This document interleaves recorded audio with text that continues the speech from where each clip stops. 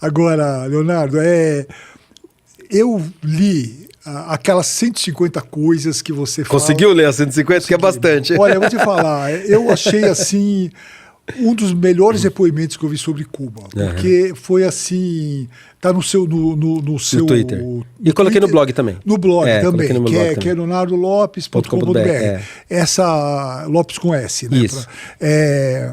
Eu achei incrível porque você fez um trabalho que os jornalistas às vezes esquecem, que é não ser ideológico. Uhum. Você fez um retrato da sociedade cubana. Primeiro que você foi lá dentro, né? Uhum. Você foi lá, você esteve com uma família cubana e você faz perguntas que qualquer pessoa tem que fazer e deu a resposta que ela é. Não é porque, isso aqui eu sou contra, eu vou esconder. Não, você falou tudo. Sim. Né? E eu achei incrível. Eu até pedi para a produção colocar as fotos aí de Cuba. Realmente, parabéns, cara. Você foi realmente assim, foi uma das melhores coisas. Olha, aqui com o Che Guevara lá em cima. Com o Che Guevara, com o carro da Barbie ali. Mas assim... Se me permite fazer só uma observação, eu não vou dizer que eu não tenho uma abordagem ideológica sobre a minha visão, porque acho que todo mundo de alguma maneira tem aquilo que você tem como princípio. Sim, claro. Né? Mas princípio é outra coisa. Então, mas aquilo que você acredita e tal. E assim, eu não acho que eu fui 100% imparcial. E eu falo isso com bastante tranquilidade. Sim. Por quê? Porque eu não consigo ser parcial, né, ou seja, ser imparcial, se de um lado tem uma ditadura, do outro lado tem um povo sofrendo. Eu vou ter que tomar um partido. Claro. Entendeu? Então assim, eu não fui imparcial. Eu não vou ficar do lado da ditadura e não vou fazer uma meia-culpa, fazer um meio como eu vejo algumas pessoas falando assim, não, olha, mas tem que entender o lado de lá. Eu não vou entender o lado da ditadura. Eu não quero saber do lado deles, entendeu? É uma ditadura, é um governo opressor. Não vou ficar do lado deles e não vou passar pano. Então, assim, eu quis entender. E se eu entrevistasse alguém, se eu encontrasse alguém, e eu sei que tem, lógico que tem, com certeza tem um monte de gente que apoia o regime. Com certeza tem um monte de gente que apoia. Mas eu não encontrei. Com as pessoas que eu conversei, eu não encontrei ninguém que apoiava. Eu vi uma mulher que você fotografou que tem o distintivo do partido. Isso é na Coreia do Norte. Isso é na Coreia do Norte. Coisa. Que tem o brochezinho, na Coreia do Norte. Mas lá, provavelmente, quem apoia tá dentro do esquema. Não, eu acho que assim, que tem...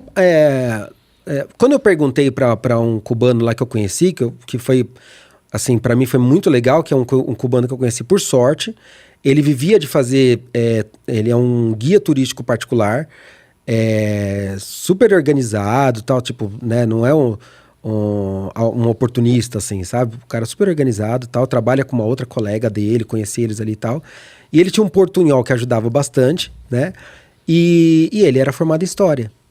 Então, assim, eu tive uma sorte muito grande, né? De encontrar um cara ali e que tinha uma visão muito, assim, muito sensata e clara. Os cubanos com que eu conversei, super inteligentes, assim, sabe? Sim. Bem informados, sabe das coisas e tal. Só que, como eu te falei, eu não encontrei, assim, e eu tenho certeza que existe. Certeza que existe. Mas eu não encontrei algum que falasse, olha, eu concordo com o governo. Não encontrei. Não tô falando que não tem, mas eu não encontrei, né? E o próprio guia falou isso pra mim. Ele falou assim, olha, aqui tem, ele falou, a maioria não apoia. Ele falou, a maioria não apoia, principalmente os jovens. Ele falou, a grande maioria não apoia. Ele falou, quem costuma apoiar? São aquelas pessoas mais velhas, que viveram aquela fantasia artificial do sucesso, porque era artificial, porque ela era patrocinada pela União Soviética, né? Então você pensa que 75% do comércio internacional que Cuba fazia, do investimento que ela recebia, era da União Soviética. Então a União Soviética patrocinava Cuba porque tinha interesses no contexto da Guerra Fria de ter uma base militar no pé dos Estados Unidos. Era isso, né? E também por uma questão de influência ideológica na América Latina. Então a União Soviética patrocinava, punha dinheiro ali, né? Então eles viveram um período onde as coisas pareciam que estavam indo bem, né? Tem até um documentário na Netflix que eu assisti depois que eu fiz a thread e tudo mais, que é Cuba e o Cameraman, que é muito legal a história. Ele visitou Cuba a cada 5 anos, ele vai contando essas histórias. A época que estava ruim, a época que começou a melhorar, a época que caiu e afundou de vez, que foi logo quando teve o fim da União Soviética com a queda do Muro de Berlim. Acabou, foi juntando tudo aquilo. Acabou o sonho soviético. E acabou um patrocinador. Então, assim, e é engraçado que nesse documentário, o próprio Fidel, ele fala que a gente perdeu um parceiro comercial que representava 75% do nosso comércio exterior. Quer dizer, hoje, a Coreia do Norte, por exemplo, ela tem 87% do comércio exterior dela com a China. Então, ela também tem um patrocinador, pelos mesmos motivos. Né? A China não quer um país aliado aos Estados Unidos, que é a Coreia do Sul, fazendo fronteira com ela. Não quer. Ela vai criar um estado tampão ali, ela vai patrocinar o estado tampão, que é a Coreia do Norte. Então, assim, existe um interesse na China em manter a Coreia do Norte viva. Não, mas a gente vai falar da Coreia depois. Não, mas é que uma coisa puxa a outra. Mas ali em Cuba, assim, a experiência que eu tive, que eu relatei lá, foi uma experiência de turista, fui turista mesmo, verdade. Sim. Mas eu dediquei boa parte do meu período ali para ficar conversando com cubanos e para pegar esse professor de história, por exemplo, e falar, me leve em tal lugar, eu quero conhecer isso, Eu falei, olha, uma das coisas que eu falei, olha, todo mundo fala a respeito do embargo. Então, eu quero entender, eu quero entender o quanto que o embargo impacta para vocês.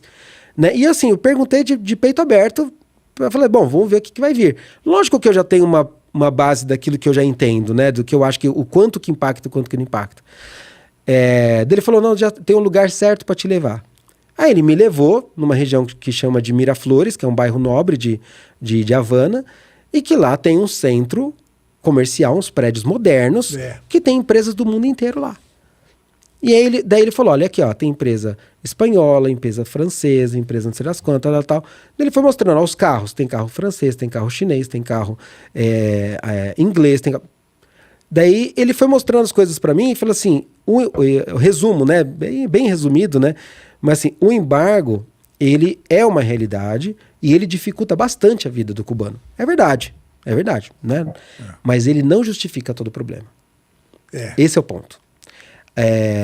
Existe uma questão de uma má gestão governamental. Né? Então, assim, o governo, ele, além de ele ser incompetente, ele não tem interesse em fazer o país desenvolver. Entendeu? Por quê? E aí a explicação que ele mesmo deu para mim. Ele falou, da onde que surgiram as revoluções? Da burguesia. Ele falou, o que o Estado faz aqui? O Estado controla a burguesia. A burguesia que tem é a burguesia aliada ao partido. Sim. E ele não permite que se desenvolva economicamente mais ninguém, porque a partir do momento que alguém se desenvolver economicamente, que foi o que aconteceu na França, foi o que aconteceu em vários outros países, que a burguesia vai ganhando uma certa relevância ali na sociedade, uma importância, tem poder, tem interesse, e não tem ligação política dela, vai começar a reivindicar algumas coisas. E vai querer progredir mais, né, cara? E vai falar, vocês estão me atrapalhando. E ela vai se organizar. E ela tem tempo para isso, porque o que a burguesia tem é tempo, porque ela tem dinheiro, tem gente trabalhando, e ela tá ociosa, digamos assim. Então, assim, tem tempo para se organizar e tal. E ele falou, aqui o governo mantém as pessoas na pobreza e lutando diariamente por comida, que é para não ter tempo de se organizar politicamente. E é curioso, isso eu mostro bastante lá na thread, que são as filas. As filas e a dificuldade que as pessoas têm para conseguir comida, para conseguir se alimentar. Então as pessoas elas passam boa parte do dia em fila para conseguir comida. Não, você faz uma comparação incrível lá, que um cara para comprar um charuto demoraria 4 meses. O charuto que Fidel fumava cada charuto custa $120. E um cubano, o salário mínimo de Cuba é $30. E o salário máximo, digamos assim, que seria um engenheiro, um médico, é $50. Alguma coisa entre $40 e $50. Daí você fala, bom, não tem... A desigualdade social tá resolvida, mas tá todo mundo pobre, né? Quer dizer, não resolveu, né? Então, mas ali, o que acontece? Ele teria que trabalhar 4 meses, pegando os $30 dele, não gastando com mais nada... com absolutamente mais nada, para conseguir comprar um charuto do Fidel, que o Fidel fumava.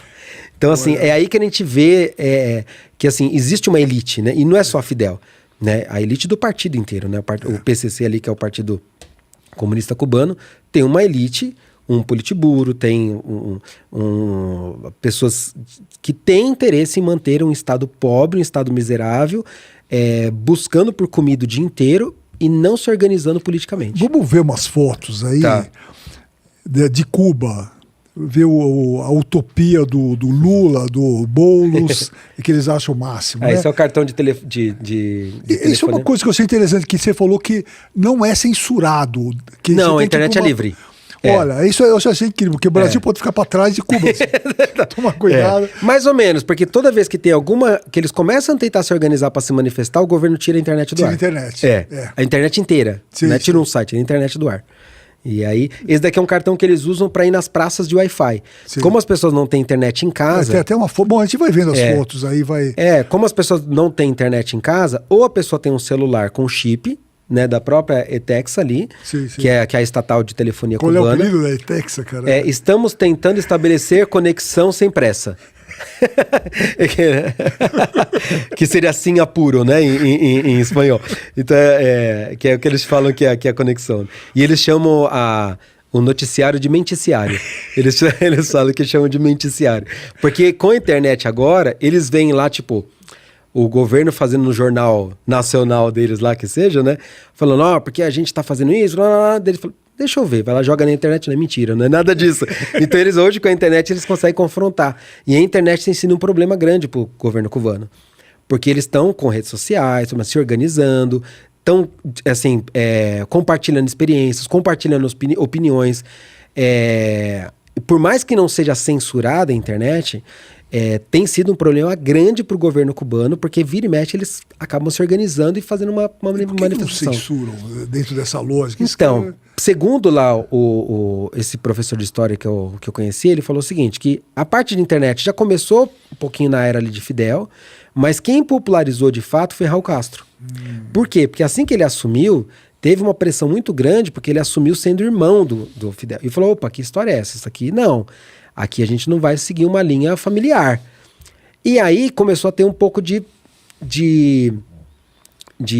desconforto, digamos assim, social em cima da nomeação dele.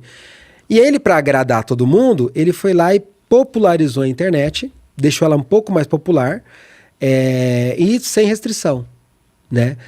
Só que eu acho que ele já estava numa idade avançada e não entendeu muito bem os riscos disso, né? Ou não foi bem assessorado nesse sentido, porque quando as pessoas têm acesso à informação, elas vão deixar de ser manipuladas e vão se rebeliar, né? Então, assim, por mais que tenha um Estado muito opressor ali, muito ainda firme, né? Uma mão muito pesada ainda, as pessoas elas estão se organizando, Vamos ver mais uma foto aí.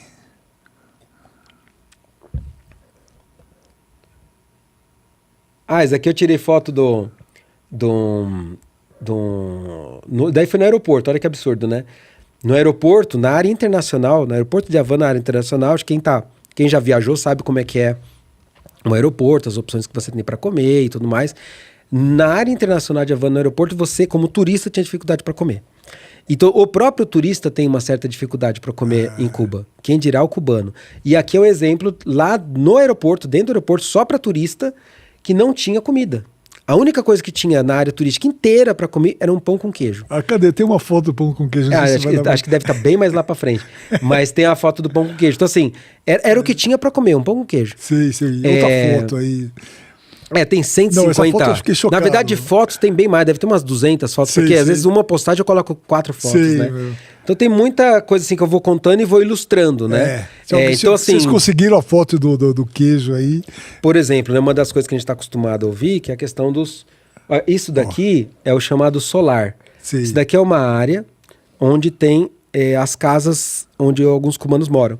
Aqui tem muitos cubanos morando aqui. Então, tipo um cortiço. Um cortiço. Tá. Cada portinha dessa daqui é uma casa, é uma família morando, tá? Isso daqui que a gente está vendo é considerado numa escala de 1 a 10 de qualidade, onde 1 é muito precário e 10 é excelente, isso daqui é considerado nível 7.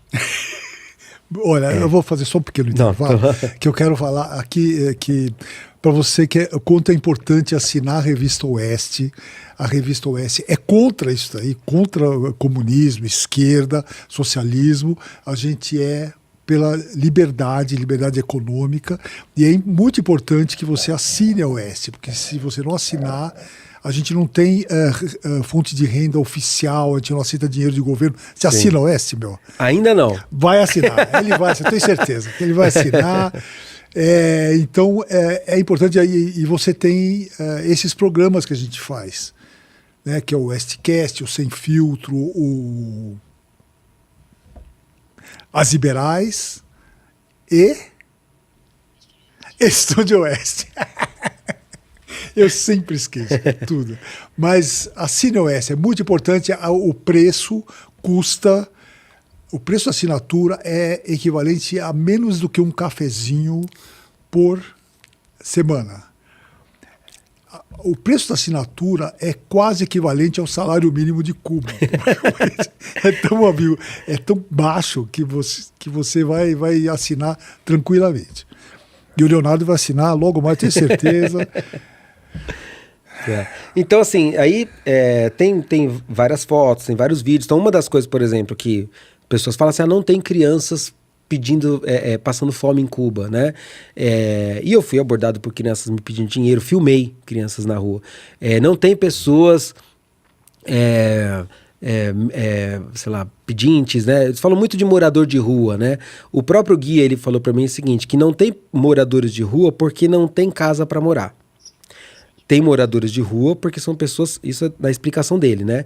Porque são pessoas com algum tipo de deficiência mental e que não quer viver no albergue, porque seria, segundo ele, o próprio governo disponibilizar o albergue. Mas você andando pelas ruas, você vê muitas pessoas, como se fosse nos grandes centros aqui de São Paulo, por exemplo, né? Pessoas revirando lixo, pessoas deitadas no chão, dormindo no chão. Você vê a luz do dia, né? E aí uma das coisas que as pessoas perguntam, né? Mas se isso tem no Brasil, por que você tá filmando isso lá em Cuba, né? Se isso tem no Brasil... Acontece que ninguém tá falando que não tem no Brasil. Sim, claro. Entendeu? Claro. E ninguém tá falando que a gente é um modelo incrível de gestão. Né? É uma utopia ser alcançada. Agora, aqui a gente vê governantes falando, não, Cuba é incrível, Cuba é maravilhoso, Cuba é isso, Cuba é aquilo, e Cuba é o modelo. Falei, opa, aí não. Né? Então, por isso que eu quis mostrar. Falei, não é. Muito legal. Cara. É uma mentira, E você teve liberdade de fotografar? Assim, tranquilo, não teve... Tranquilo. Pô, vamos ver só mais rapidinho alguma foto de Cuba. Esse é o pão com queijo. Esse é o pão com queijo. Você comeria esse pão com queijo? Esse é o que estava disponível para turista Tem umas marcas aqui de carimbo. Né?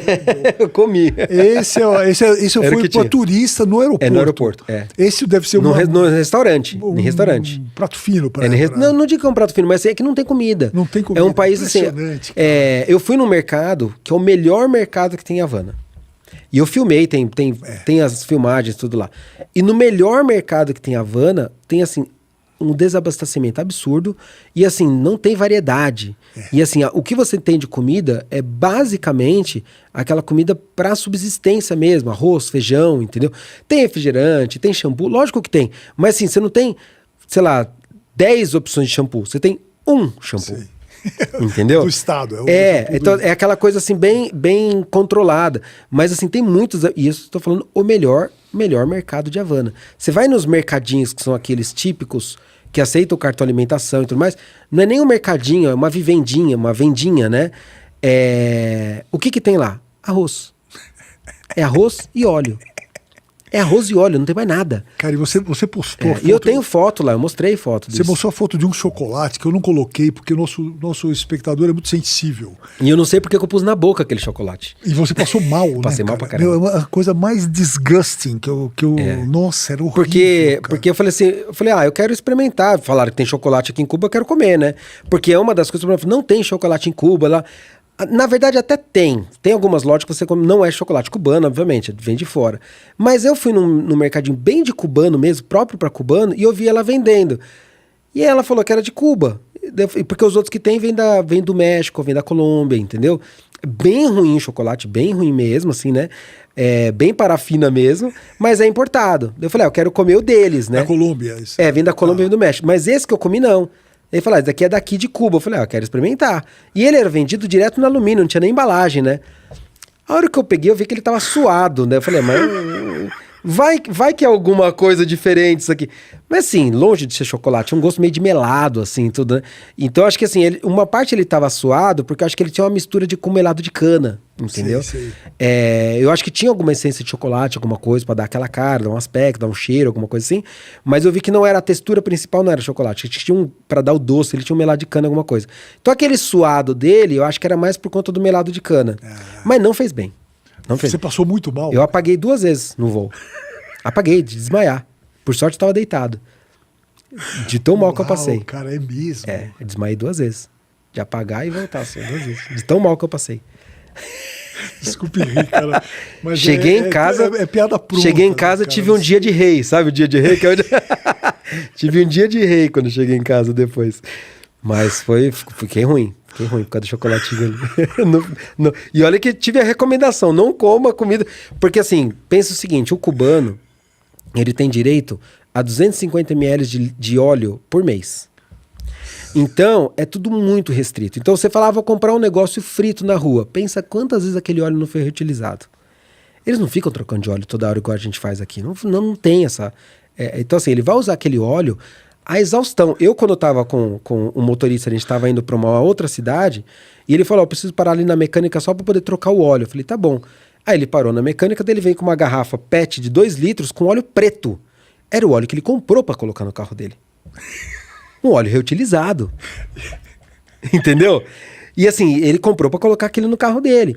Óleo de cozinha? Cara. Não, óleo automotivo. Mas assim, numa garrafa PET de 2 litros, sabe? Mas você vê preto o óleo. Assim, quer dizer, eles vão reutilizar a exaustão as coisas, porque não tem, entendeu? Não tem, né? Essa é a utopia do Guilherme Boulos. Tem um vídeo dele que ele vai até falar, me mandem para Cuba, estou aqui em Cuba, agora vou respirar. Ele não respirou esse chocolate, provavelmente, ele não experimentou. Pessoal, uma dica importante para você que sofre com dores crônicas no corpo, artrite, artrose, reumatismo, fibromialgia, inflamação ou desgaste nas articulações, não é normal conviver com essas dores. E hoje nós temos a doutora Marina Yazdi para dar uma breve explicação sobre o assunto. Doutora. Silvio, obrigada pelo convite, um prazer estar aqui. E de fato não é normal sentir dor, muito menos conviver com elas. Então se você sente dor é porque tem algo de errado e isso precisa ser tratado. Essa é uma queixa muito comum que eu recebo no meu consultório e é algo que eu sempre explico para os meus pacientes. Se você tem dor, é porque tem algo que você precisa melhorar. E a gente é um reflexo daquilo que a gente come. Um exemplo, os nossos músculos, eles precisam de proteína para eles serem saudáveis. Os músculos saudáveis, eles acabam sobrecarregando menos as articulações e por isso eu passo a ter menos dor. Então, antes de pensar em medicamento, a gente precisa mudar estilo de vida e precisa melhorar a alimentação.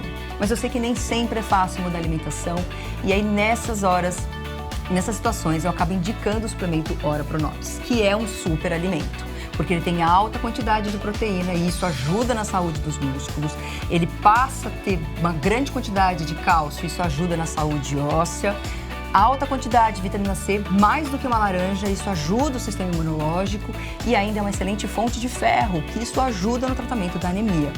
E além disso, a gente tem alguns compostos na Ora Pronobis que ajudam no processo da inflamação e isso atenua as dores crônicas. Então, além disso, a gente ainda tem melhora, alguns estudos mostram melhora na pressão arterial, no colesterol e também no controle do açúcar do sangue. Muito obrigado, doutora. Bom, agora a Renata tem uma promoção. Isso aí, você que está nos acompanhando hoje, 70% de desconto garantidos. E além disso, um colágeno tipo 2 que vai atuar diretamente nas suas articulações, ajudando também com as dores. Aproveita. É isso, pessoal. 0800 291 1010.